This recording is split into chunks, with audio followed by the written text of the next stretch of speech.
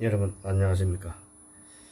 어제 이어 오늘 또 술에 관한 이야기가 이 술 취한 모습을 담은 우리말 관해서 한번 논해볼까 합니다.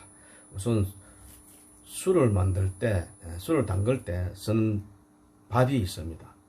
지혜밥이라고 하는데 이 지혜밥을 술밥이라 하죠. 이 지혜밥은 술 밑에다가 쓰려고 찹쌀이나 맵쌀을 물에 불려서 시루에 넣고 찝니다. 이 시루에 넣고 찐 밥을 술밥, 지혜밥, 경상도에서는 고두밥이라고도 합니다.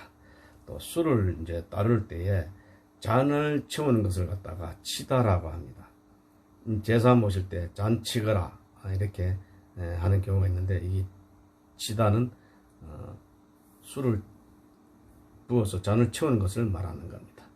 또 술잔이 잔에서 넘치도록 많이 따르는 것을 안다미로라고 합니다.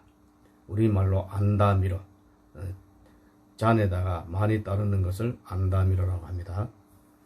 술 많이 마시는 내기하는 경우를 제가 어릴 때 봤습니다. 우리 양주장에서 사람들이 모여서 막걸리 통을 들고 누가 빨리 많이 마시느냐 내기를 합니다.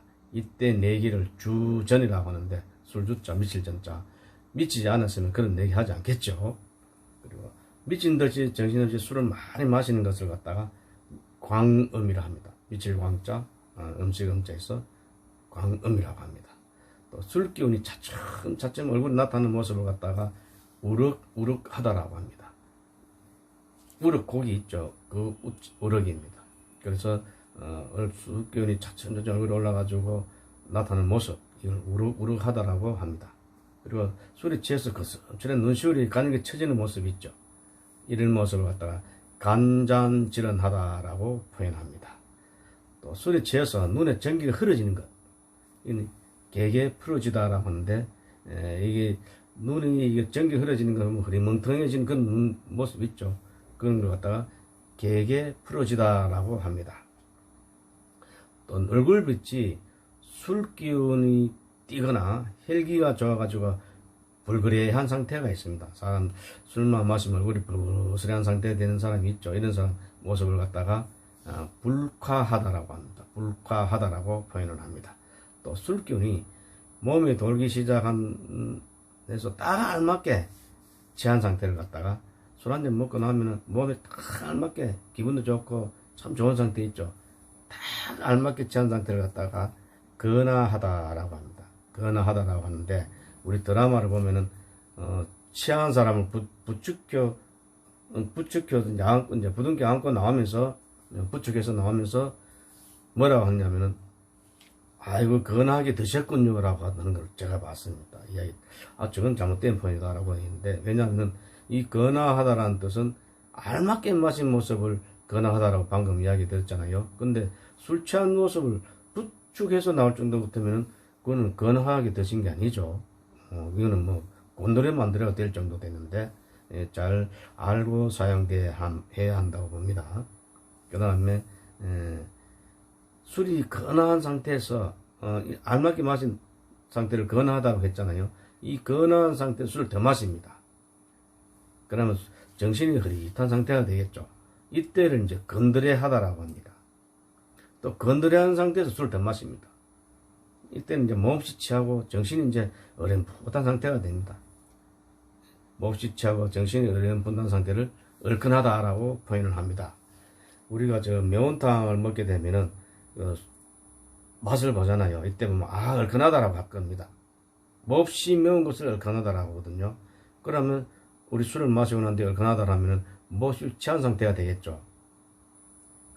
알딸딸하다라는 말도 얼큰하다 같은 용도로 쓰이는데, 근데 우리 드라마에서 보면은 얼큰하다를 갖다가 어떻게 쓰느냐면은 술 이제 마시고 난 뒤에 예를 들면 기분 좋은 상태, 참 이래 보면 뭐라 할까요? 술기가 오르갈 때 얼큰하다 하는 거거든요. 이것도 포인트 잘못된 겁니다. 방금 말씀드렸듯이 몹시 취하고 정신이 어렴풋한 상태를 갖다가 얼큰하다, 알딸딸하다라고 표현해야 됩니다. 그리고 우리가 술을 지나치게 많이 마셔서 정신이 없는 것을 주전이라고 합니다. 술주자 미칠 전자, 얼마나 술을 마시면 미칠 정도로 마시겠습니까? 그래서 정신없이 마시고 정신이 없는 것을 갖다가 술을 지나치게 마시고 정신이 없는 것을 갖다가 주전이라고 합니다. 그리고 소주를 너무 많이 마셔가지고 코와 입에서 냄새 나는 사람이 있죠. 독한 술균이 나오는데 이때를 갖다가 소주뿌리라고 합니다. 소주뿌리라고 합니다. 또 우리가 술을 너무 많이 마시는 모습이 있어요. 한량없이 마시는 모습, 이제 앉아가 막 술을 마시는 사람이 있죠. 이런 사람을 갖다가 억병이라고 합니다. 억병. 또 우리 술을 거의 취한 상태, 이 건한 상태에서 술을 더 마십니다. 건한 상태에서 술을 더 마시면은 얼큰하게 된다 했죠. 얼큰한 상태에서 또 더 술을 더 마십니다. 그러면 이때를 갖다가 해닥사거리 하다라고 합니다. 그 해닥사거리 한 상태 또 더 마십니다. 정신을 못 차릴 정도로 취한 상태를 갖다가 곤드레 만드레라고 합니다. 이제 곤드레 만드레 되었으면 그냥 가면 좋은데, 곤드레 만드레 돼가지고 가다가 길에서 전봇대에 부딪힙니다.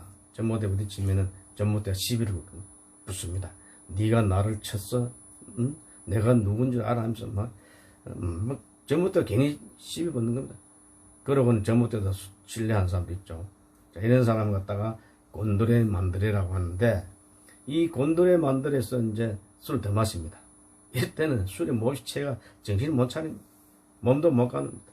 이런 사람을 갖다가 고주망태라고 합니다.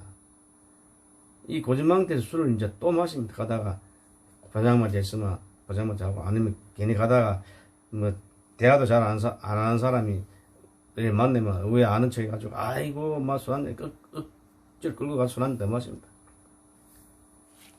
이때는 이제 뭐 몸도 정신도 못 차립니다. 누가 누군지도 모르는 상태에서 술을 마십니다.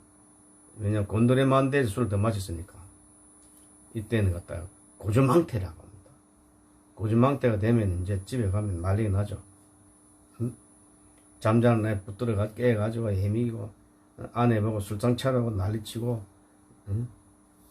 온 세상이 다 나쁜 놈입니다. 죽이는 사람 하면서 술 가져오라고 해가 술 한잔 더 먹습니다. 그만 고주망태 있으면 자면 좋겠는데, 그래도 참 이 아내는 애들 애비고 또 같이 사는 사람이고, 왜냐면 저놈의 왼수 하면서 술 차려줍니다. 여기 술을 마시고 고주망태 된 상태에서 술 마시고 그럼 자면 어떻습니까? 술 더 마셨으니까 이제는 막 내가 술을 마시는 게 아니라 술이 나를 마시는 거예요. 이때를 갖다가 곤드라졌다, 골아떨어졌다라고 합니다.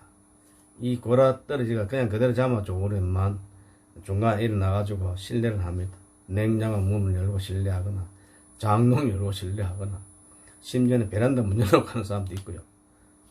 안에 되면 이제 바지에다 또 실례하는 사람도 있습니다. 이런 사람들 요즘 그런 분들 남자들 부지 있습니다. 요즘 왜 그런지 모르겠지만은.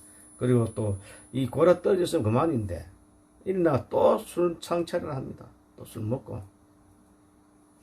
이거는 뭐 술이 뭐 내가 술을 마시고 술이 나를 먹는데도 또 술을 먹으니까 술을 먹으니까 이때를 갖다가 정신없이 이제는 푹 술에서 잡니다. 발로 차도 몰라요. 얼마나 술을 마셨으면 정신없어요. 이때를 갖다가 군드러지다라고 합니다.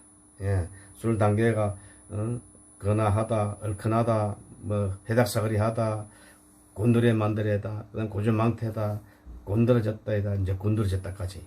이제 곤드러졌다가 최종적입니다.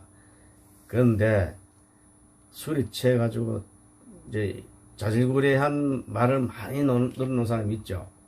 예, 술이 취해가 자질구레한 말을 많이 넣는 사람인데 이 사람 갖다가 잔소리한다 이거 잔주라고 합니다. 또 술 마신 뒤에 버릇으로 못된 말 많이 나쁜 말 많이 하고 한 사람이 있죠. 이걸 주사라고 합니다. 주사 인내 하는데 술 주자에다가 간사를 사자 써서 주사. 그리고 술이 취해 정신없이 말을 하고 행동하는 사람이 있어요. 이런 사람을 갖다가 주정뱅이라 하죠. 주정 부리지 마라, 이 말입니다. 그 다음에 술에 잔뜩 취해가지고 있는 사람을 갖다가 만취했다고 하죠. 또 우리가 술 마신 다음날 보면 술 취한 사람 코와 입에서 엄청나게 떨쩍지근한 냄새 나는 사람 많습니다. 이걸 갖다가 문뱃내라고 합니다. 술 마시고 다음날 되면 정신이 그래가지고 어제 내가 뭘 했는지 몰라요. 잘 떠오르지 않습니다. 이런 상태를 흐리멍텅한 상태를 갖다가 옹송옹송이라고 합니다. 근데 우리가 술을 마셔도 적당히 마시면 참 좋은 맛, 이런 사람도 있어요. 하늘에 해가 떠있는 날에는 술 안 마시면 안 됩니다. 늘 술에 찌들어가 있는 사람이 있죠. 이런 사람을 갖다가 모주망태라고 합니다. 예. 참 술을 적당히 마시면 보약이 되고 하는데 너무 마셔가지고 폐가 망신한 사람이 있습니다. 며칠 전에 제가 아는 사람이 술을 너무 많이 마셔가 이 사람 항상 그 시골에서 농사짓고 하면서 항상 모주망태였다가 이번에 열반주를 마시고 떠났습니다. 술은 적당히 마셔야 됩니다. 그래서 제가 인조 때 경제대학자로 김육이라는 분이 계십니다. 제가 이분을 참 역사적으로 참 좋아하는 분입니다. 왜냐하면은 십전통보다 돈을 만들어 화폐 개혁을 하고 또 수차를 만들어 가지고 여러분 수차 하실 거예요. 뭐냐면은 낮은 데서 높은 데로 물을 퍼올리는 기구, 발로 밟아서 물을 퍼올리는 기구인데 이걸 중국에 가서 보다가 만들어서 이제 농민들한테 계도시키고 이제 많이 하도록 했는 분인데, 이 수차가 우리말로 하면 무자위입니다. 무자인데 낮은 데서 높은 데로 물을 퍼올리는 기구인데 발로 밟아서 물을 퍼올립니다. 이 수차를 장려하고 그다음에 대동법을 설치한 분인데 조선시대 최고의 경제대학자라고 저는 봅니다. 인조 때 이 김육이라는 분이 술에 대해서 쓴 시가 있습니다. 자네 집에 술이 있거든 부디 날 부르시소. 내 집에 꽃 피거든 나도 자네 청하옵세. 100년 더실은 잊을 일 의는코자 하노라. 예, 이분이 김육이라는 분이 조선시대 인조 때 경제대학자 김육이라는 분이 쓴 시입니다. 좋아요와 구독을 눌러주시면 제가 다음에 더 좋은 자료 올리도록 하겠습니다. 감사합니다.